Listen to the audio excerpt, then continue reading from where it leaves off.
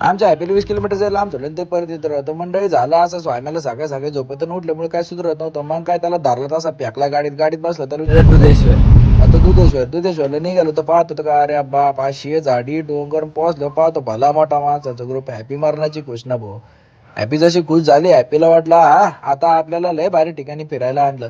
फिरायला निघालो लागली ना कानायला जसं डोंगर चालू केलं चढायला तिला म्हणलं चल बाई घरी हे काय तुझं काम नाही. जसं निघाल स्वाम्या म्हणतो काय हा त्याला म्हणलं वातावरण भारी चल घरी. मग त्याने हॅपीला जरा शांत केलं मग आम्ही निघालो घरी. घरी आल्यावर पाहतो काय भली माणसाची बैठक बसलेली. बैठक लग्नाची नाही बरं का भोच्या प्यायला आलेली होती झाली टाबराचं चाललो होतं.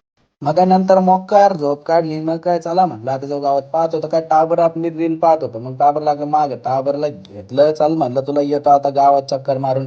आपला घोड्याला मारली टाच बसलो घोड्यावर. चला म्हणलं आता जाऊ जरा हॅपीचा खाऊ घेऊन येऊ. जाता जाता टाबर लईच मजा करत होतं. टाबराला एवढ्या गाड्या दिसत होत्या.